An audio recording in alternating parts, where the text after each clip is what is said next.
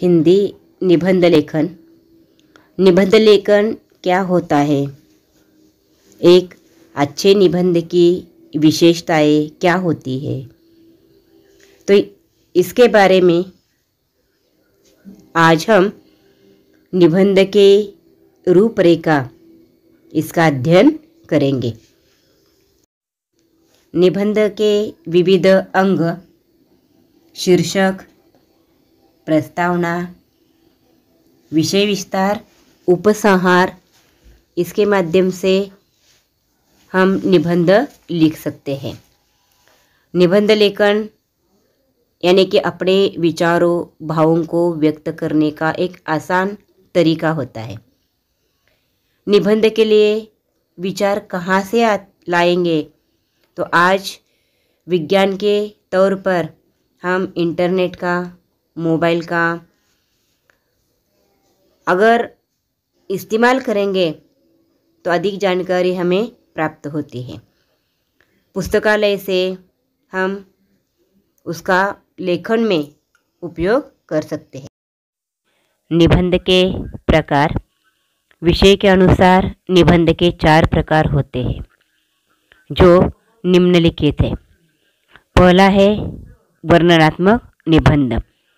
किसी सजीव या निर्जीव पदार्थ के वर्णन को वर्णनात्मक निबंध कहते हैं। इस प्रकार के निबंध किसी व्यक्ति, वस्तु, स्थान, परिस्थिति इसके अनुसार हम निबंध लिख सकते हैं। उदाहरण के तौर पर होली, दीपावली, ताजमहल, चार मीनार, ओलंपिक खेल आदि पर हम निबंध लिख सकते हैं। ऐसे निबंध को वर्णनात्मक निबंध कहलाते हैं। दूसरा प्रकार है विवरणात्मक निबंध। इस निबंध के अंतर्गत किसी ऐतिहासिक, सामाजिक, पौराणिक या आकस्मिक घटनाओं, यात्राओं, उत्सवों और व्यक्तियों का परिचयात्मक विवरण करना विवरणात्मक निबंध के अंतर्गत आता है। उदाहरण के तौर पर रेल यात्रा, मेला, ऋतु ऐसे निबंध विवरणात्मक निबंध के अंतर्गत आते हैं। तीसरा प्रकार है विचारात्मक निबंध। किसी विचार, गुण, समस्या, दोष, मनोभाव, धर्म आदि के विषय में परिचयात्मक, व्याख्यात्मक लेखन विचारात्मक निबंध कहलाता है। इस प्रकार के निबंध में बुद्धि तत्व की प्रधानता होती है या बुद्धित्व की प्रधानता होती है और इनमें लेखक के मन में चिंतन, मनन, अध्ययन इनके अंतर्गत ये निबंध लिखे जाते हैं। आगे का प्रकार है भावनात्मक निबंध। जब किसी लेखन में हृदय में उत्पन्न होने वाले भावों और रागों को दर्शाया जाता है, ऐसे निबंध को भावनात्मक निबंध कहते हैं। इस प्रकार के निबंध में भाव की प्रधानता होती है। इस प्रकार के निबंध कवित्वपूर्ण और प्रवाहमय प्रतीत होते हैं। उदाहरण के तौर पर परोपकार, देश प्रेम, सदाचार, राष्ट्रभाषा आदि विषय के निबंध इस भावनात्मक निबंध के अंतर्गत आते हैं। निबंध के विविध अंग। मुख्य रूप से निबंध के 3 अंग होते हैं जो कि इसके जो प्रकार है यह आगे है। इस निबंध के अंग में पहला है भूमिका। यह निबंध के आरंभ में एक अनुच्छेद में लिखी जाती है जिसमें मुख्यतः विषय का परिचय दिया जाता है। दूसरा अंग है विस्तार। यह निबंध का मुख्य अंग है जिसमें विषय का वर्णन, पूरी तरह उसका विवेचन उसमें किया जाता है। इसमें अलग अलग अनुच्छेदों में विषय पर विचार प्रकट किए जाते हैं और इसी के अंतर्गत पूरी तरह निबंध का पूरा सार इस विस्तार में लिखा जाता है।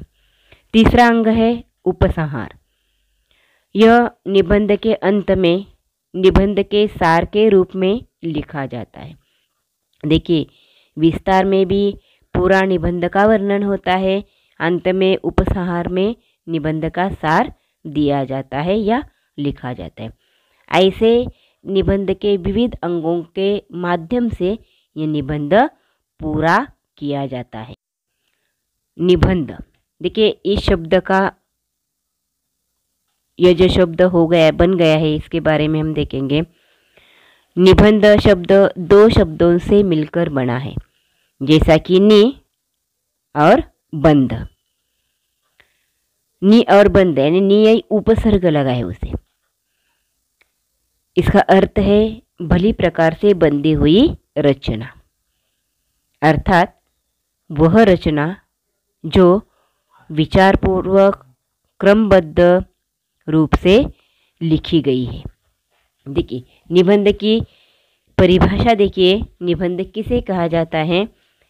निबंध वह गद्य रचना है जो किसी विषय पर क्रमबद्ध रूप में लिखी गई है या लिखी गई हो, उसे निबंध कहते हैं।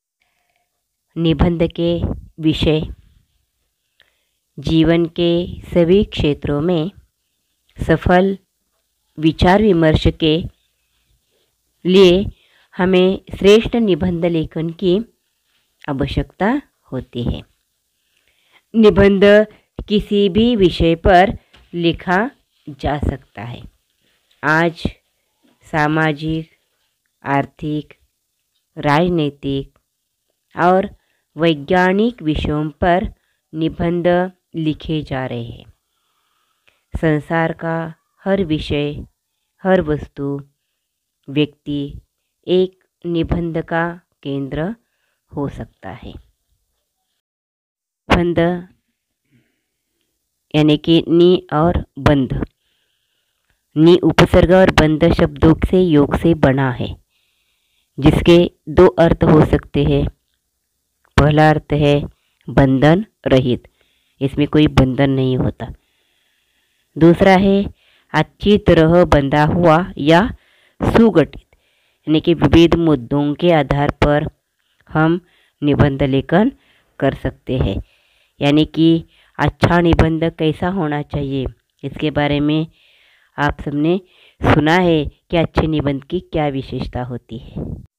निबंध लेखन की दूसरी एक परिभाषा है, वास्तव में निबंध गद्य साहित्य की वह विधा है जिसमें निबंध लेखक किसी विषय पर अपने विचारों को सुगठित रूप में व्यक्त करता है तथा क्रमबद्धता के साथ बड़े ही प्रभावपूर्ण ढंग से एक बंध के रूप में प्रस्तुत करता है। यानी कि निबंध किस तरह लिखा जाता है, इसके बारे में आप जानते हैं। आचार्य रामचंद्र शुक्ल के अनुसार यदि गद्य कवियों की कसौटी है तो निबंध उसी कहा जाता है। निबंध की विशेषताएं प्रभावशाली व विषय अनुरूप भाषा। दूसरी है समस्त तथ्यों और बिंदुओं पर चर्चा। तीसरी है क्रमबद्धता एवं तारतम्यता।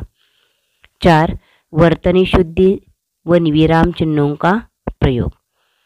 5 निर्धारित शब्द सीमा का ध्यान।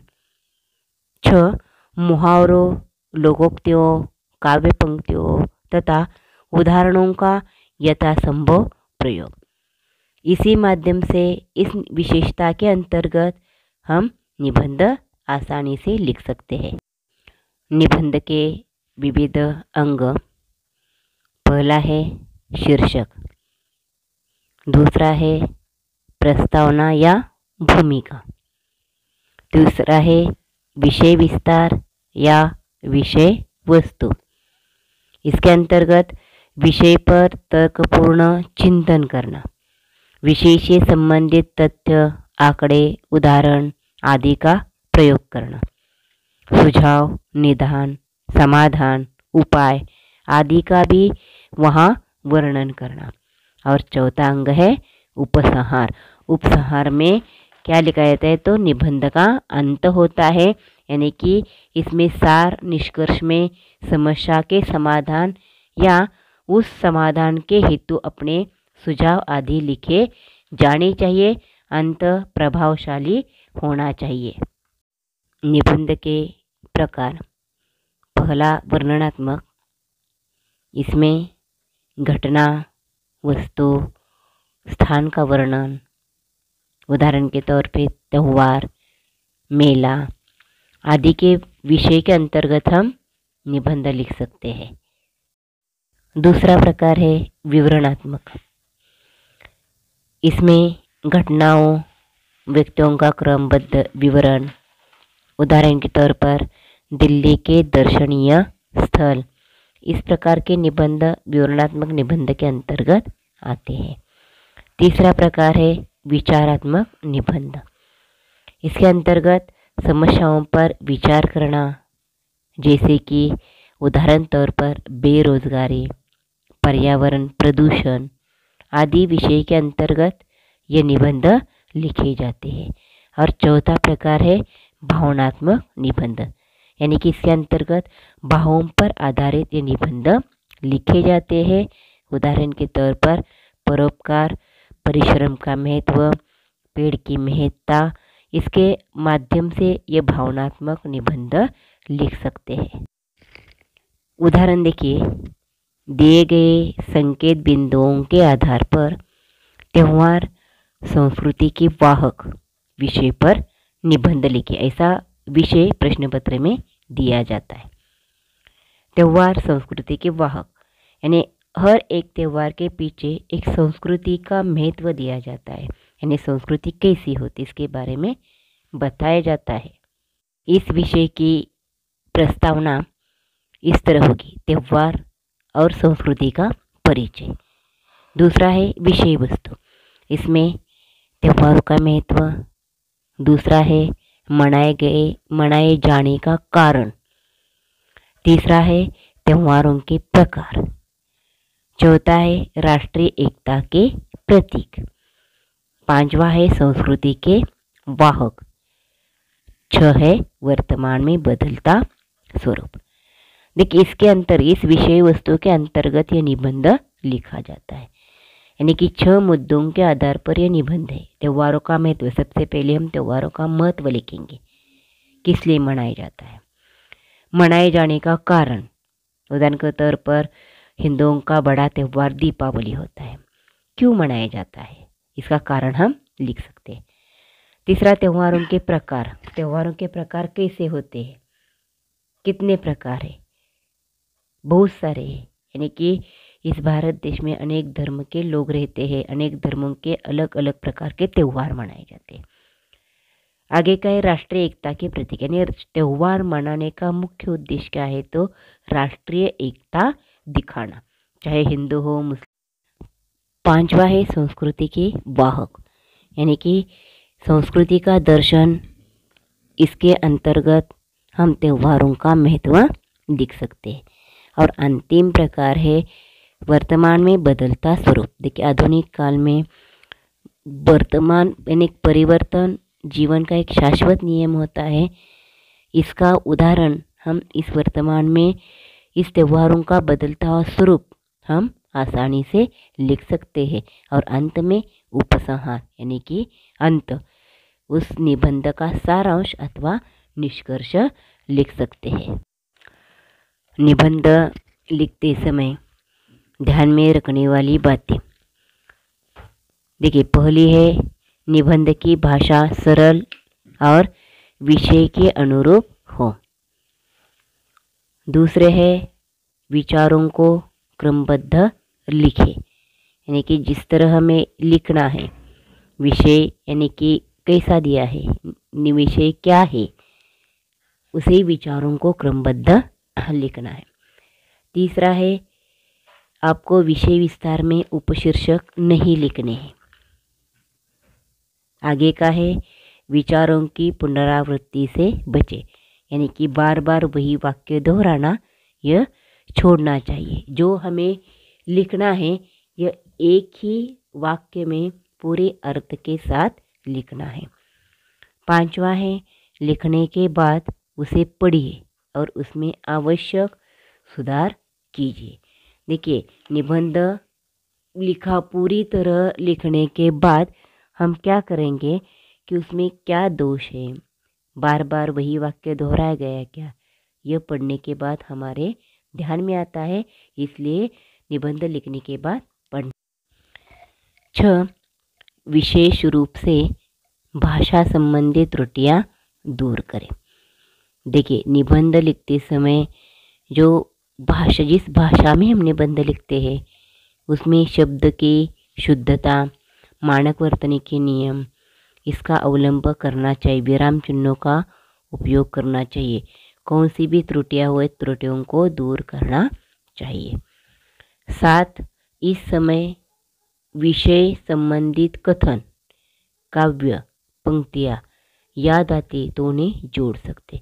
देखिए, अच्छा निबंध प्रभावशाली होने के लिए हम निबंध में एक काव्य की पंक्तियाँ लिख सकते हैं, याद हो तो, या कोई एक अच्छी तरह का वाक्य, सुवचन लिख सकते हैं ताकि विषय के अनुरूप वह हो जाएगा। और अंतिम है, अंक के अनुसार शब्द सीमा को ध्यान में रखें। यानी कि प्रश्न पत्र में जितने शब्दों की मर्यादा दी गई है उसी के अनुसार हमें निबंध लिखना आवश्यक है। यानी कि अंक 5 हो तो अंक 5 के लिए हमें कितनी आवश्यकता है शब्दों की, 80 शब्दों के अंतर्गत हम निबंध लिख सकते हैं।